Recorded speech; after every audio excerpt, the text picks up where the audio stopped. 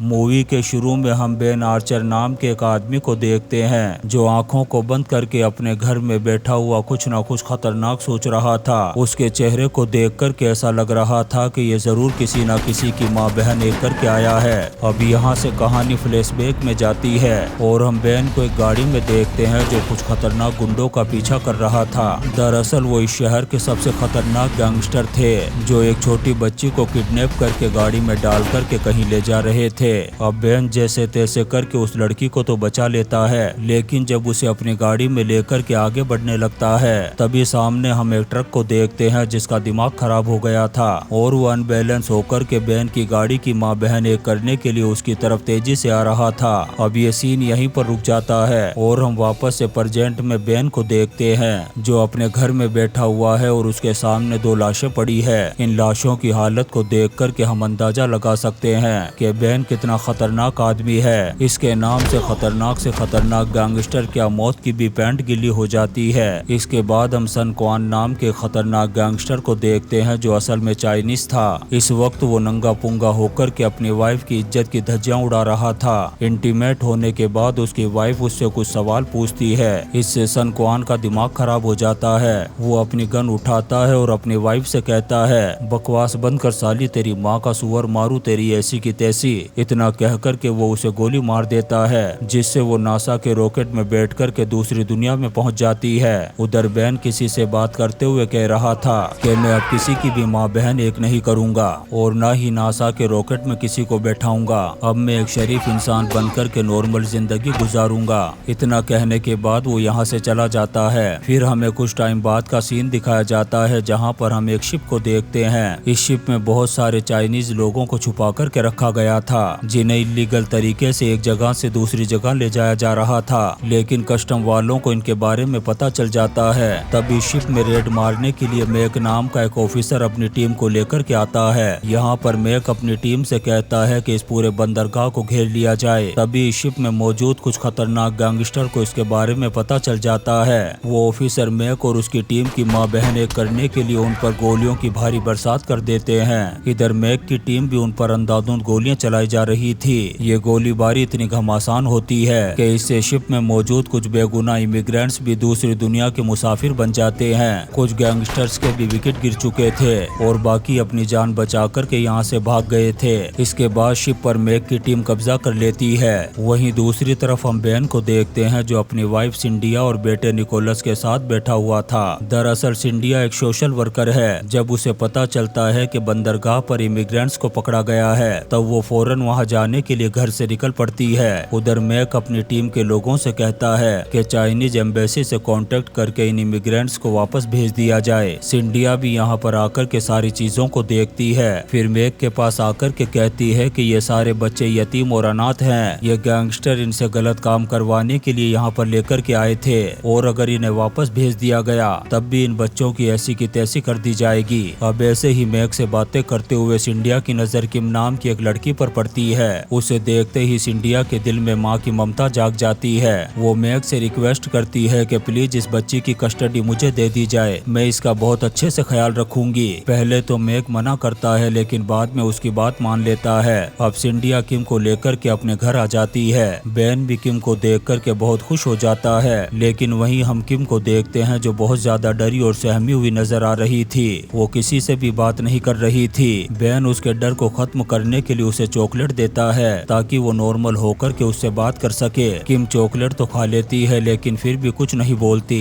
अब जैसे ही रात होती है सिंडिया उसे एक रूम में सुला करके लाइट बंद करती है। तब किम कहती है कि प्लीज लाइट बंद मत करो, मुझे अंधेरे में बहुत डर लगता है। तब सिंडिया लाइट ऑन करके बेन के पास चली जाती है। इसके बाद हम लॉस एंजलिस एयरपोर्ट पर सन क्वान नाम के उस खतरनाक गैंगस्टर को देखते हैं। सन क्वान एंडी वेंग नाम के अपने एक आदमी को लेने के लिए आया था। दरअसल एंडी वेंग अमेरिका में सन क्वान के बिजनेस को संभालता है। यहाँ पर सन क्वान बहुत ज्यादा गुस्से में नजर आ रहा था। यहाँ पर वो एंडी वेंग से उस बच्ची किम के बारे में पूछता है। दरअसल ये सारे लोग किम को ही ढूंढने में लगे हुए थे। सन क्वान एंडी वेंग से कहता है कि मुझे किसी भी कीमत पर वो बच्ची चाहिए, नहीं तो सालों तुम सबके पिछवाड़े में रशिया का रॉकेट लगा करके दूसरी दुनिया में पहुंचा दूंगा। उधर हम सिंडिया और बेन को देखते हैं जो किम को लेकर के एक जज के पास पहुंचते हैं। दरअसल वो लीगल तरीके से किम की कस्टडी लेना चाहते थे, लेकिन वो जज इन दोनों से कहता है कि मेरी बात मानो और इस लफड़े से दूर रहो, नहीं तो इस लड़की के साथ साथ तुम दोनों को भी नानी याद आ जाएगी। वो जज इन दोनों से कहता है कि एक खतरनाक चाइनीज गैंगस्टर पूरी गैंग लेकर के इस बच्ची को ढूंढने में लगा हुआ है। अगर उसे पता चल गया कि ये लड़की तुम्हारे पास है तो वो तुम दोनों की भी माँ बहन एक कर देगा। ये सुनकर के सिंडिया जज से कहती है कि मैं किसी के बाप से भी नहीं डरती, बस तुम लीगल तरीके से किम की कस्टडी हमें दे दो। तब वो जज उसकी बात मान लेता है और मन ही मन में कहता है कि जाओ मरो, फूटे कर्म तुम्हारे। वहीं दूसरी तरफ हम मेघ को देखते हैं जो बाकी बच्चों से बात कर रहा था। यहीं पर क्वान भी मौजूद था। इससे हमें पता चलता है कि मेघ भी क्वान का ही पालतू कुत्ता है। यहाँ पर क्वान मेघ से कहता है कि किम नाम की वो बच्ची कहाँ है। तब मेघ कहता है कि किम एकदम सेफ है और उसे सिंडिया नाम की एक औरत अपने साथ ले गई है। क्वान उस पर गुस्सा करते हुए कहता है कि साले उस लड़की को उस औरत के साथ क्यों भेजा। तब मेघ कहता है कि अगर डिटेंशन सेंटर में भेज देते तो उस बच्ची को वापस लाना मुश्किल हो जाता, लेकिन उस औरत के पास से हम कभी भी उस बच्ची को वापस ला सकते हैं। उधर हम सिंडिया को देखते हैं जो अपने बेटे निकोलस और किम को खाना खाने के लिए बाहर लेकर के आई थी, लेकिन किम अभी भी बहुत ज्यादा टेंशन में और डरी हुई नजर आ रही थी।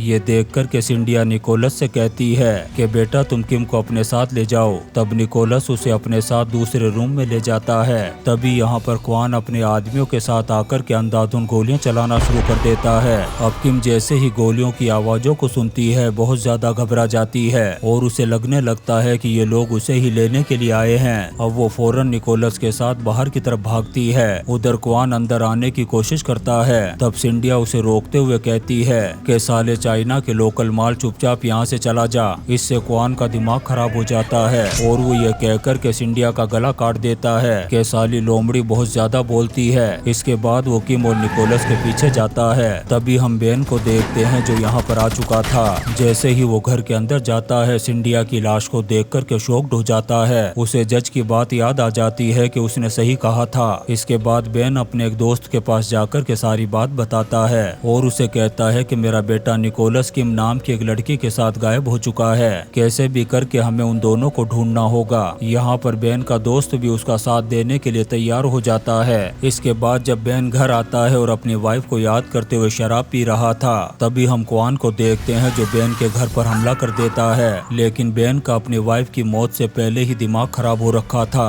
और ऐसे में क्वान ने उसके घर पर हमला करके बहुत बड़ी गलती कर दी थी, क्योंकि बेन अब बेन नहीं था बल्कि यमराज बन चुका था। आज जो भी उसके सामने आएगा ये उसकी माँ बहन एक कर देगा। अब बेन एक रोड उठाता है और इन लोगों पर टूट पड़ता है। जैसे ही वो दो लोगों के पिछवाड़े में रॉकेट लगाकर के ऊपर पहुंचाता है, ये देखकर के दूसरे गुंडों की फट जाती है और अपनी जान बचा कर के भागने लगते हैं। लेकिन फिर भी बेन उनका पीछा नहीं छोड़ता और उनके पीछे भागते हुए अंधाधुंध गोलियां चलाता जाता है। तभी बेन के पास उसके दोस्त मैक्स का कॉल आता है। वो बेन से कहता है कि मैंने दो बच्चों को भागते हुए देखा था। ये सुनकर के बेन फौरन मैक्स के घर पर पहुंचता है। अंदर जाते ही वो अपने बेटे निकोलस को देखता है और उसे गले लगा लेता है। फिर वो किम के पास जाकर के पूछता है कि बेटा डरो नहीं, सच सच बताओ तुम्हारे पीछे कौन लोग हैं। तब किम क्वान और एंडी का नाम बताती है। यहाँ पर बेन सोचने लगता है कि अगर इन बच्चों की जिंदगी बचानी है तो क्वान और एंडी के पिछवाड़े में रॉकेट डालकर के उन्हें ऊपर पहुंचाना होगा। फिर वो मैक्स के पास जाकर के कहता है कि अगर मुझे कुछ हो जाए तो मेरे बच्चों का ख्याल रखना। ये सुनकर के मैक्स बेन को रेमंड नाम के एक आदमी से मिलवाता है और कहता है कि यह हमेशा अब तुम्हारे साथ रहेगा। इसी बीच बेन को पता चलता है कि एंडी एक होटल में है। दरअसल वो वेश्याओं का एक अड्डा था।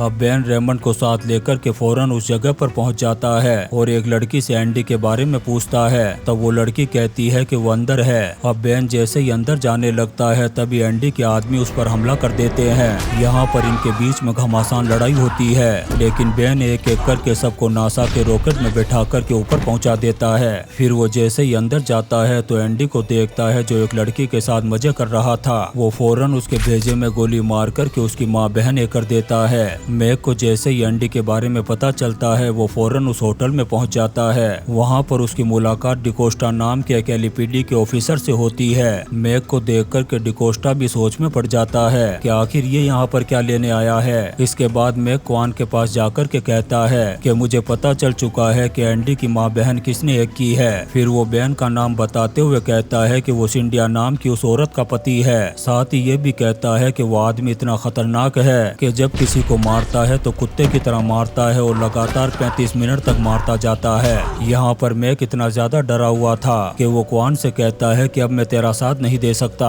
मुझे बेन से डर लगता है क्योंकि अब वो किसी को भी जिंदा नहीं छोड़ेगा। फिर हम बेन को देखते हैं जो रेमंड और मैक्स के साथ बैठकर के क्वान को मारने की प्लानिंग कर रहा था। तभी यहाँ पर डेकोस्टा आ जाता है। वो यहाँ पर बेन को मैक के बारे में बताता है और वापस चला जाता है। तब ये लोग एक पार्किंग लॉट में पहुँच कर के मैक को किडनैप कर लेते हैं। फिर ये मैक को टॉर्चर करके उससे क्वान के बारे में पूछते हैं, लेकिन मैक इतना ढीठ था कि अपनी जुबान तक नहीं खोलता। तभी डिकोस्टा बेन को कॉल करके मैक की सच्चाई बताता है और कहता है कि ये क्वान का आदमी है, उसी के साथ काम करता है। ये सुनने के बाद बेन मैक को और ज्यादा टॉर्चर करना शुरू कर देता है। तब वो क्वान की सच्चाई बताते हुए कहता है कि इस शहर में जितने भी इलीगल काम हो रहे हैं वो सब क्वान करवा रहा है। यहाँ पर बेन उससे पूछता है कि आखिर वो किम के पीछे हाथ धोकर के क्यों पड़ा है। तब मैक कहता है कि असल में किम क्वान की ही बेटी है। ये सुनकर के बेन भी शॉक्ड हो जाता है। फिर वो उससे पूछता है कि क्वान इस वक्त कहाँ मिलेगा। तब वो एक शिप के बारे में बताता है। तभी बेन के पास उसके दोस्त टोनी का कॉल आता है। बेन उससे उस शिप के बारे में पूछता है। तब वो बेन से कहता है कि डिकोस्टा एक हॉस्पिटल में है, तुम उसे अपने साथ ले जाओ। अब मैक रेमंड से कहता है कि मैक को नासा के रॉकेट में बैठा कर के ऊपर पहुंचा दो। फिर वो हॉस्पिटल के लिए निकल जाता है। जैसे ही अंदर पहुंचता है तो वो देखता है कि डिकोस्टा की तो माँ बहन कर दी गई है और साथ ही एक नर्स का भी काम तमाम कर दिया गया था।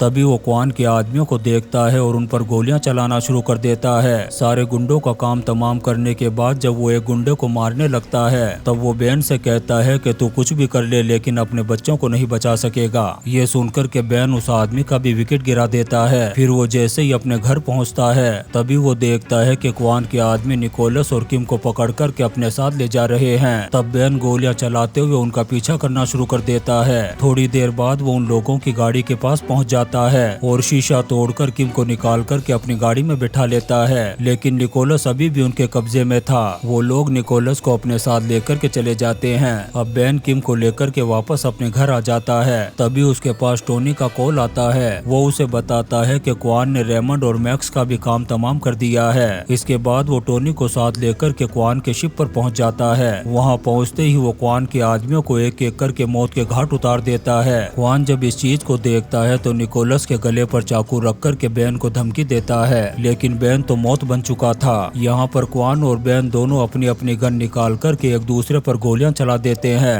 इससे क्वान का तो यहीं पर काम तमाम हो जाता है, लेकिन बेन की जान बच जाती है। अब निकोलस भागता हुआ अपने बाप के पास आता है और गले लग जाता है। थोड़ी ही देर में यहाँ पर बहुत सारे पुलिस वाले आ जाते हैं और इस पूरे शिप को अपने कब्जे में ले लेते हैं और इसी सीन के साथ ये शानदार मूवी वेक ऑफ डेथ खत्म हो जाती है। दोस्तों, हम आपके लिए ऐसी ही इंटरेस्टिंग मूवीज एक्सप्लेन करते रहेंगे, तो आप चैनल को सब्सक्राइब जरूर करें और लाइक और कमेंट्स भी करें। Thank you.